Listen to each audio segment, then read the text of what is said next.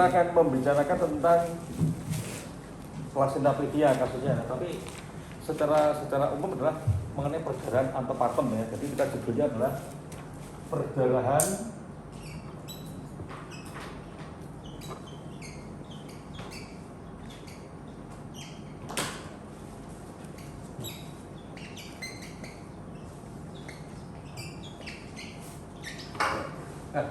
perdarahan antepartum itu apa definisinya? Kita tahu perdarahan antepartum. Perdarahan yang terjadi di usia lebih dari 28 minggu. Ya, perdarahan yang terjadi ya, ada yang mengatakan lebih dari 24 minggu, ada yang 28 minggu sebelum terjadinya proses infartu, namanya kan antepartum ya. Nah, jadi kalau kita mendiagnosa perdarahan antepartum, berarti dia perdarahan yang terjadi lebih dari 24 atau 28 minggu ya sebelum terjadinya proses infartu. Nah, kalau terjadi perdarahan antepartum, kita tidak boleh melakukan PT. Jadi kita melakukan ini in vivo ya. Ya. Jadi ini tidak boleh ya. Tidak boleh PT. Ini harus in vivo. Nah, dari in vivo ini nanti akan didapatkan apakah ada perdarahan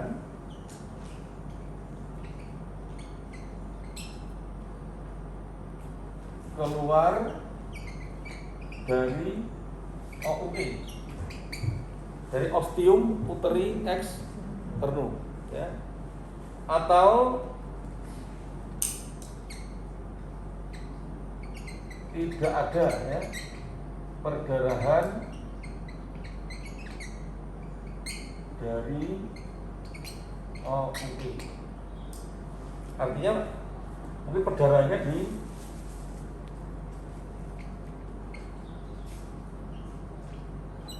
tempat lain. Di tempat lain maksudnya mungkin di porsionya atau di vaginanya ya, atau di fornixnya. Tapi tidak keluar dari OUE. Nah, kalau perdarahan keluar dari OUE ini berarti oleh pengaruh dari faktor plasenta ya. Ada faktor plasenta. Faktor plasenta ini kemungkinan besar adalah dua, yaitu plasenta previa atau solusio plasenta. Nah, gitu ya. Jadi perdarahan antepartum itu ada dua faktor, yaitu apakah oleh faktor plasenta atau faktor non plasenta. Kalau dia keluar darahnya dari OUE, berarti ada faktor plasenta. Kemungkinan adalah plasenta previa atau solusio plasenta, kan gitu. Tetapi kalau darahnya tidak keluar dari OUE, misalnya keluar dari tempat lain, misalnya dari cervix, dari fornix posterior, ya, atau dari vagina, berarti dia perdarahan antepartum yang bukan oleh karena faktor plasenta, ya. Jadi ini bukan faktor plasenta. Paham sampai di sini? Jadi perdarahan antepartum bukan tidak selalu dia plasenta previa atau solusio plasenta. Lanjut ya. Jadi perdarahan antepartum itu tidak selalu oleh karena faktor plasenta, misalnya plasenta previa atau solusio plasenta. Tetapi setiap perdarahan antepartum harus kita curigai oleh karena faktor plasenta. Itu makanya kita tidak boleh melakukan PT ya, jadi harus in vivo. Nah, setelah in vivo ternyata ada keluar darah dari ini berarti faktor plasenta, jadi gitu ya. Apakah itu plasenta previa atau solusio plasenta nanti berdasarkan gejala klinisnya. Nah, nanti Anda harus harus lebih paham lagi tentang gejala klinis ya, untuk membedakan plasenta previa dan solusio plasenta. Ini tadi harus belajar lagi sendiri. Ya, tapi kita yang terutama adalah bagaimana mengelola ada perdarahan terpartum, apakah ini faktor plasenta atau non plasenta. Nah, kalau ternyata dia bukan non plasenta, oleh karena berarti terapinya apa kan ini? Terapinya sesuai dengan penyebabnya. Oh ternyata CA cervix bisa saja, ya bisa saja perdarahan terpartum oleh karena CA cervix, ya. Bisa. Hamil 30 minggu perdarahan dari jalan lahir ya. Berarti perdarahan terpartum. Tapi setelah di spikulo, oh ternyata ada CA cervixnya. Atau ada polip cervix, bisa juga. Ya. Atau ada erosi, bisa juga. Erosi cervix. Ya. Atau mungkin ada luka atau trauma ya. Ada luka di vagina, ya, mungkin dia jatuh ke kamar mandi, atau jalan jatuh kena meja misalnya gitu kan, bisa berdarah ya. Atau habis koitus, ya, mungkin lama gak ketemu, ya, suaminya pergi bekerja di luar kota misalnya, baru ketemu, koitus, terjadi perdarahan. Oh ternyata perdarahan karena trauma. Lah berarti pengobatannya sesuai dengan etiologinya. Kalau terjadi luka, ya kita jahit, kemudian kalau kondisi umum ibunya baik, ya sudah pulang, nggak ada masalah.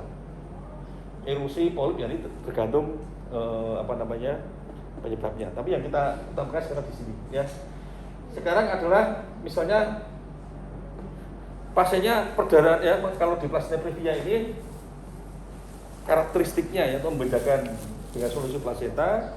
Pada plasenta previa ini adalah perdarahannya dia warnanya kan merah segar ya, darah merah segar. Terus kemudian darahnya keluar ketika mungkin ibunya sedang duduk ya, mungkin lagi habis tidur, bisa juga dia keluar darah. Atau mungkin aktivitas ringan saja bisa terjadi perdarahan ya. Kalau solusi plasenta ini darahnya biasanya warnanya merah kehitaman. Nah, dan kondisi ibu dan janinnya pada plasenta previa, kalau perdarahannya banyak, barulah muncul kondisi ibu dan janinnya jelek. Kalau banyak ya. Tetapi pada solusi plasenta, meskipun perdarahannya sedikit, ya bisa saja kondisi ibu dan janinnya jelek karena darahnya tidak keluar lewat jalan lahir, tapi dia darahnya terkumpul di antara plasenta dan endometrium, jadi terkumpul. Karena terkumpul, seolah-olah darahnya tidak keluar, padahal darahnya keluar cukup banyak ya pada solusi plasenta. Nah, kemudian bagaimana kita mengelola ya? Ada ini kan ya, penghapus tisu aja. Berarti kalau video penghapusnya nggak ada ya, tisu ya. Ini nggak apa. Nah sekarang kita pengelolaannya aja ya, kita langsung ke pengelolaannya.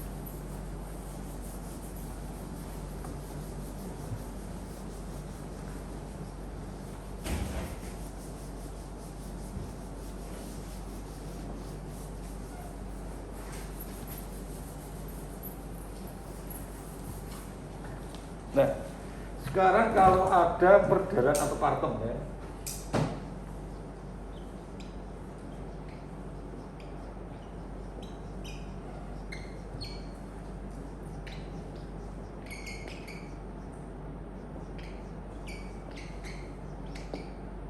nah, bagaimana pengelolaannya? Ini dilihat dulu adalah tadi adalah faktor plasenta.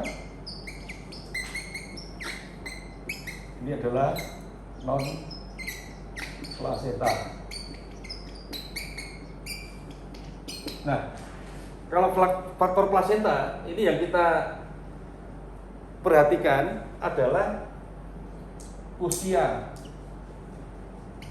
hamilnya Yang berikutnya adalah jumlah perdarahan.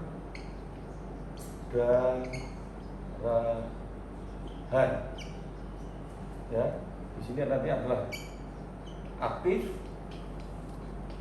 atau tidak aktif. Nah, ini ya. Nah, kalau perdarahan antepartum oleh karena faktor plasenta, dilihat usia kehamilannya. Kalau usia kehamilannya aterem, apa kira-kira pengelolaannya? Plasenta previa totalis, hamilnya 37 minggu atau 38 minggu. Apa rencananya? Ya, diakhiri, ya, akhiri kehamilan dengan KC. Nah gitu. Sekarang kalau preterm,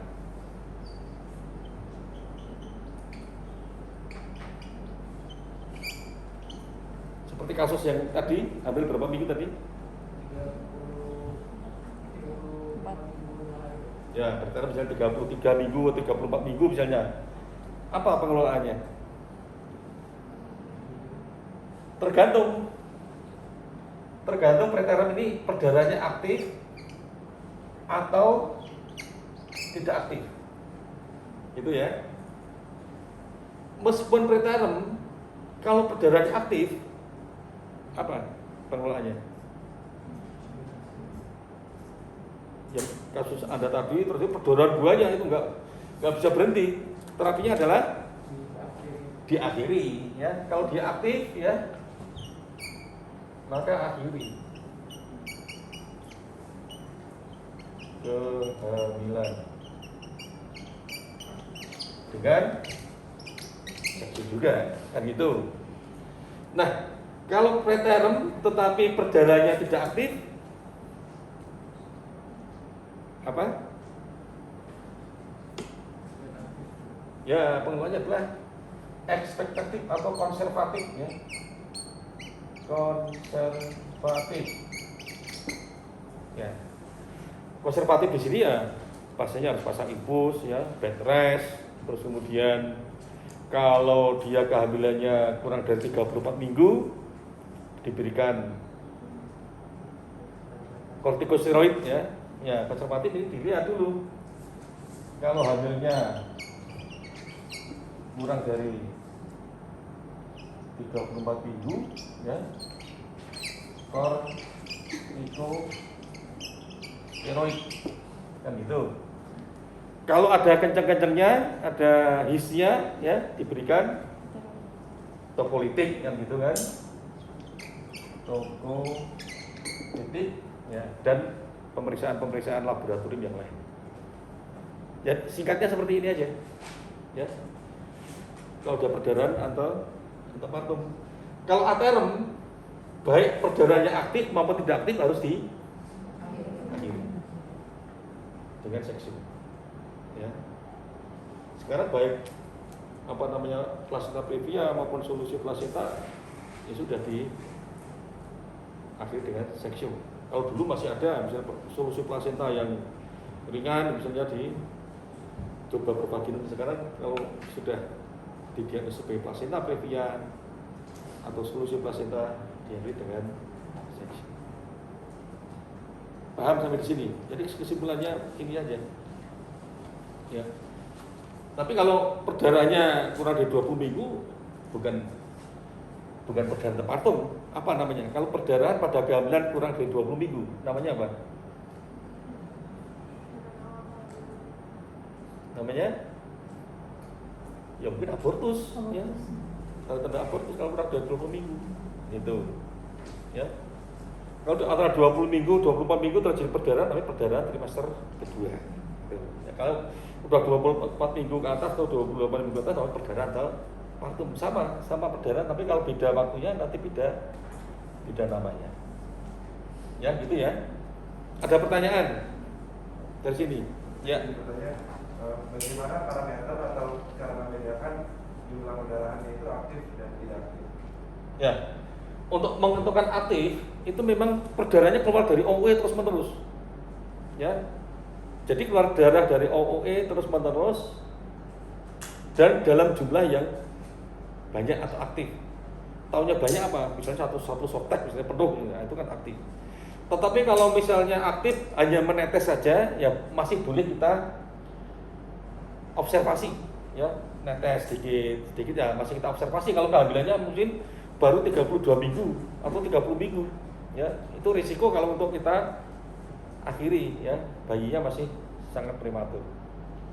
Tapi kalau perdarahnya aktif, ya terus dan banyak, berapapun usia kehamilannya harus diakhiri. Ya.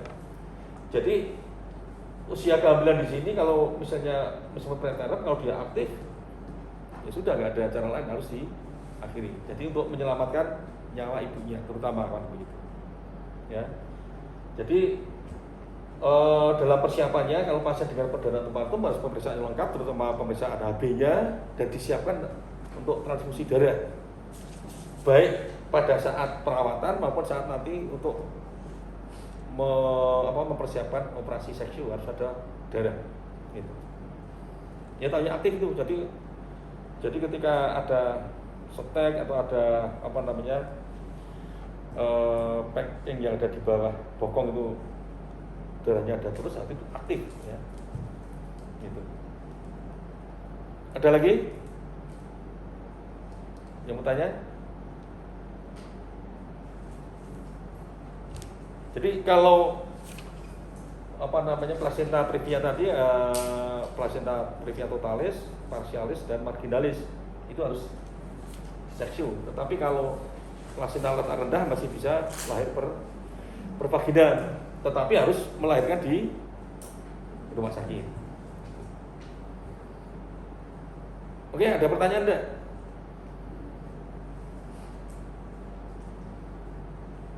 Kalau nggak ada ya cukup sekian saja. Terima kasih, nanti bisa dibaca-baca kembali. Tapi intinya seperti itu ya. Ya oke, terima kasih. Selamat pagi.